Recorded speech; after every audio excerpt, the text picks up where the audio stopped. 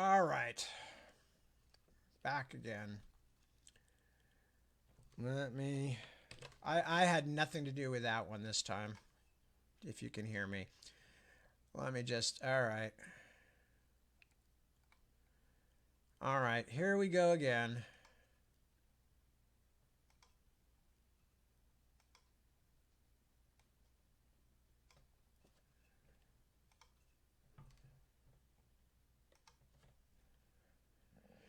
I'm just... hang on, I'm just dealing with stuff here, and I'll be right there. Switch into Tad Williams' page to manage it.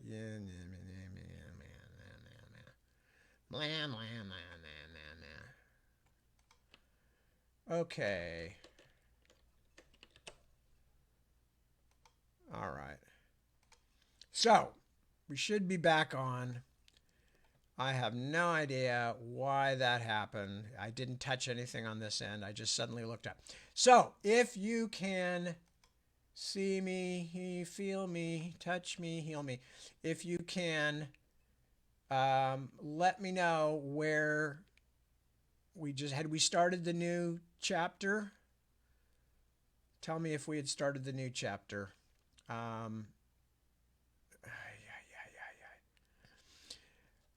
Yeah, it's said if anybody's wondering what this was, it said it lost the stream. Or the streaming key was no longer working or something. So it wasn't anything I touched. It was some weird ass thing. Anyway, so tell me where we were, and I will start reading again. I got all the way into the next chapter. Entered tunnel. Oh, you mean the very end of the previous chapter? Oh, bugger. Okay, then we've read most of a chapter. All right, here we go. Back to chapter 40, the green tent. No, Prince Joshua, we cannot allow you to do such a foolish thing. Izorn sat down heavily, favoring his leg. Cannot? The prince lifted his gaze from the floor to the Rimmersman. Are you my keepers? Am I a child regent or an idiot that I should be told what to do? My prince, Daernoth said, resting a hand on Izorn's knee to urge him to silence. You are master here, of course. Do we not follow you? Have we not all sworn our allegiance? Heads around the room nodded somberly. But you ask much of us, you must know that. After such treachery has been done to us, do you really think you can trust the king at all? I know him as none of you do. Joshua, as if burned by some inner fire, leaped up from his chair and paced to his table. He wants me dead? Certainly, but not this way, not so dishonorably. If he swears safe conduct, and if we avoid obvious stupidity, then I will return unharmed. He still wants to act the High King, and the High King does not slay his brother unarmed beneath a flag of truth, a flag of truce. Then why did he throw you in the cell you told of? Asked Ethelfrith of Tinset, scowling. Are you thinking that's proof of honor? No, Joshua replied, but I don't think that was Elias's idea. I see no other hand but Pryrates there, at least until after the deed was done. Elias has become a monster. God help me, for he was my brother once in more than blood. But he still has a queer sense of honor, I think. Daernoth hissed air. Such as he showed to Leobardus. The honor of a wolf who slays the weak and flees the strong, Izorn sneered. I think not. Joshua's patient grimace was stretched tighter. Benegaris's patricide has the feeling of a grudge to me. I suspect that Elias... Prince Joshua, with your pardon, Yarnauga interrupted, raising eyebrows around the room. Do you not think you are stretching to find excuses for your brother? These are useful concerns that your liegemen have. Just because Elias asks for parley does not mean you are bound to go to him. No one will question your honor if you do not. Adon, save me, man, I care not a whit for what anyone thinks of my honor, the prince snapped. I know my brother, and I know him in ways none of you can understand. And don't tell me he has changed, Yarnauga, he glared, forestalling the old man's words. For no one knows that better than I do. But nevertheless I will go, and I need not explain any more. I wish you all to leave me now. I have other matters to think on.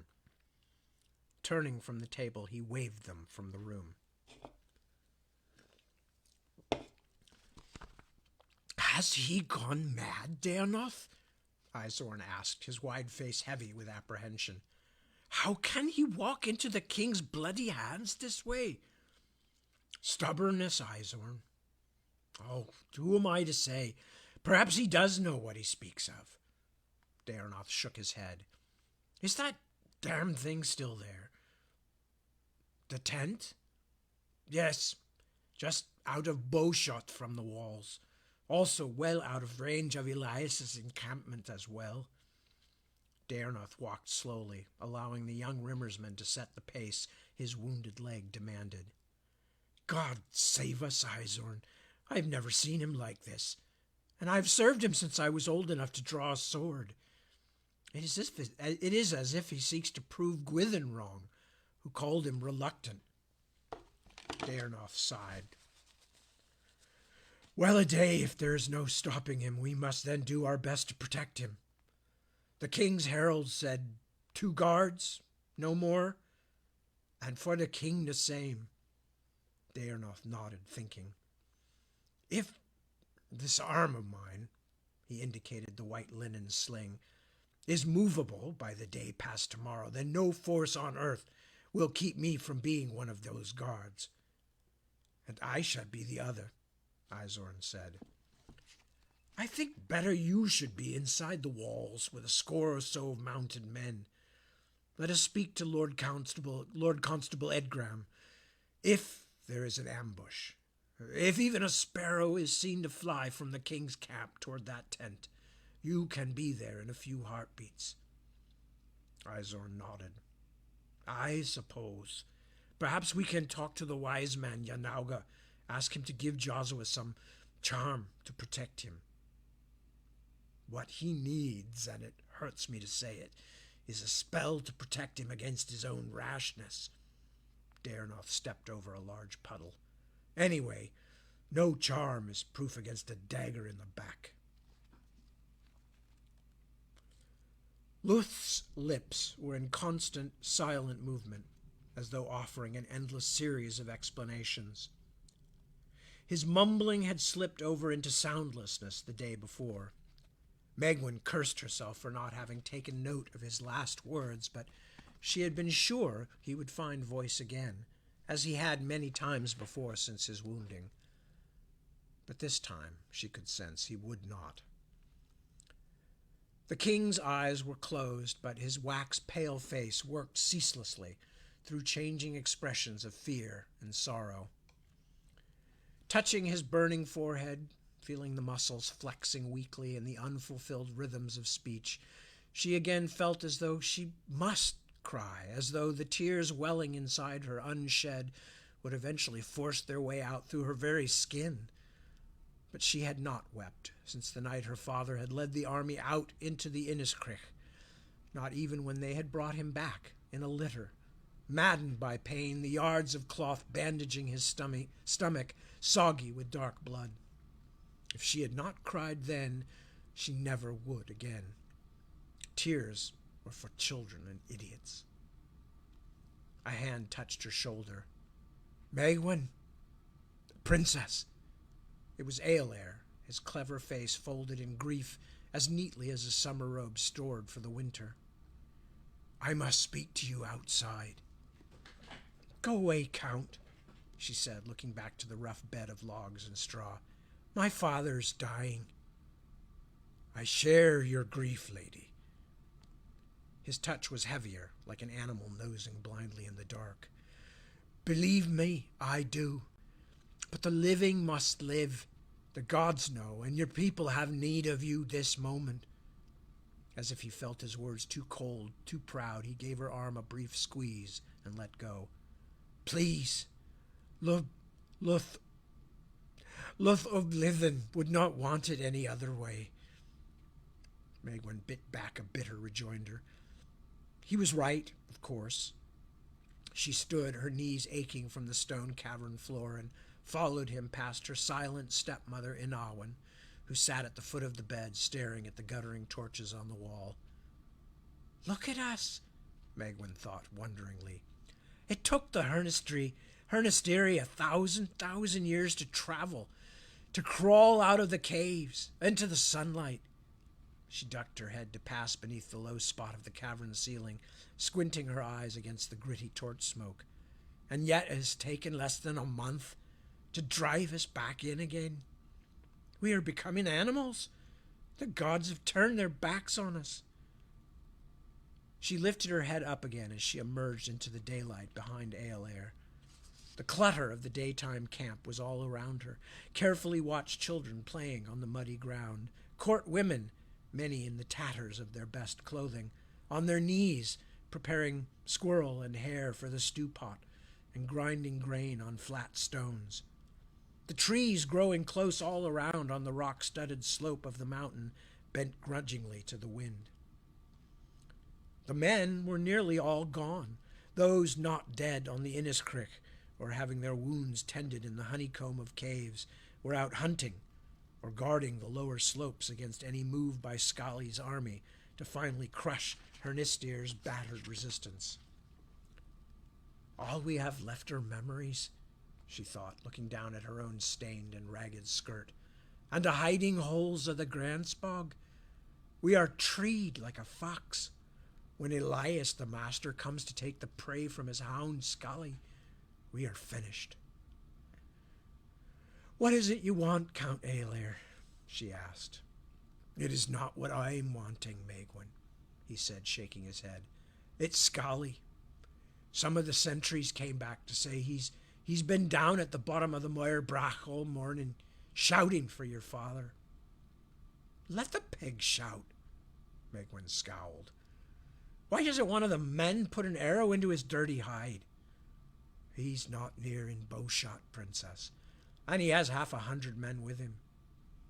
No, I think we should go down and listen to him. From cover, of course, out of sight. Of course, she said scornfully. Why should we care what Sharpnose has to say? Come to demand surrender again, I don't doubt. Possibly. Count Aelair lowered his eyes, thinking, and Megwin felt a rush of sorrow for him that he should have to bear up under her ill will. But I think there is something else here, lady. He has been there an hour and more, the men say. Very well, she said, wanting to get away from Luth's dark bed and hating herself for the wish. Let me put on my shoes and I will come with you. It took the better part of an hour to climb down the forested mountainside. The ground was wet and the air was chilly. Megwin's breath rushed out in little clouds as she picked her way down the gullies after Aelair. The grey cold had driven the birds out of the Kirkcoil or numbed them into silence. No sound accompanied their passing but the shivering murmur of wind-raked branches. Watching the Count of Nadmullach making his nimble way through the undergrowth, so like a child with his slender back and shiny tail of hair, with his movements so quick and unthinking, Megwin was again filled with a dull, hopeless love for him. It seemed such a ridiculous way for her to feel, tall, gawky child of a dying man, that it turned into a kind of anger. When Aelair turned back to help her over a jutting stone, she frowned, as if he had offered her insult instead of his hand. The men huddled in the copse of trees overlooking the long ridge, called Moirbrach, looked up in startlement at the approach of Aelair and Megwin, but quickly lowered their bows again and beckoned the pair forward.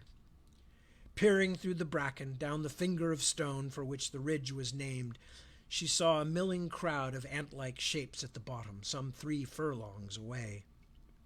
"He just stopped speaking a moment ago," one of the sentries whispered, a young boy, eyes wide with nervousness. "He'll start again, Princess, you'll see." As if in planned confirmation, one of the figures strode out from the throng of men in helmets and capes who surrounded a wagon and team of horses. The figure raised his hands to his mouth and stood facing slightly to the north of the watcher's hiding place. "The last time," his voice drifted up, muffled by distance, "I offer you hostages, return for—" Megwin strained to make out the words. "Information? About the wizard's boy and princess?" Eolair snapped a glance over to Megwin, who sat stock still. What did they want with her? "If you do not tell, princess is, we will, these hostages." The man who spoke, and Megwin was sure in her heart it was Scully Sharpnose himself, just from the wide-legged stance and the sour, mocking tone that even distance could not wholly obscure, waved an arm, and a struggling figure in a rag of light blue was taken from the wagon and brought to where he stood. Megwin stared, feeling an ugly pressure on her heart. She was sure that light blue dress belonged to Kifka. Little Kifka, pretty and stupid. "If you do not tell us, you know, the Princess Miriamel, things poorly for these." Scully gestured, and the kicking, thinly crying girl, who might not really be Kifka, Megwin tried to tell herself, was thrown back onto the wagon amidst other pale captives, lying in a row on the wagon bed like fingers. So it was the Princess Miriamel they sought, she marveled. The High King's daughter. Had she run away? Been stolen? "Can't we do anything?" she whispered to Eolair. "And who is the wizard's boy?" The Count shook his head roughly, frustration in every line of his face. "What could we do? What could we do, Princess? Scully'd like nothing more than to have us come down. He has 10 times the men we have." Long minutes passed in silence as Megwin watched, fury tugging at her emotions like a demanding child. She was thinking of what else to say to Eolair and these others, how she'd tell them that if none of the men wanted to go with her, she'd go down to the Teg herself and rescue Scully's captives, or, more likely, die bravely in the attempt, when the thick-set figure below, helmet off now, showing the tiny yellow smudge that was his hair and beard, walked back out to the base of the Moerbrach. "Very well," he roared. "And lock and curse, stiff backs. We will take these with—" the little figure pointed at the wagon. "But you a gift." Something was untied from one of the horses, a dark bundle, and dumped at Scully Sharpnose's feet. "Just in case, waiting for help. Little use against Kaldstrike." A moment later he mounted his horse, and with the harsh rasp of a horn, he and his rimmersmen clattered off up the valley toward Hernesadhark, the wagon bumping along behind them. They waited an hour before making their way cautiously down the bank, moving as watchfully as a doe crossing a clearing. Reaching the bottom of the Moerbrach, they scuttled to the black-wrapped bundle Scully had left behind. When it was opened, the men cried out in horror and wept, great racking sobs of helpless grief. But Megwin did not shed a tear, even when she saw what Scully and his butchers had done to her brother Gwithin before he died. when Eolair put an arm around her shoulders to help her away from the blood-soaked blanket, she shook him off angrily, then turned and slapped hard at his cheek. He did not protect himself, but only stared at her. The tears that filled his eyes, she knew, were not from the blow, and in that moment it made her hate him all the more.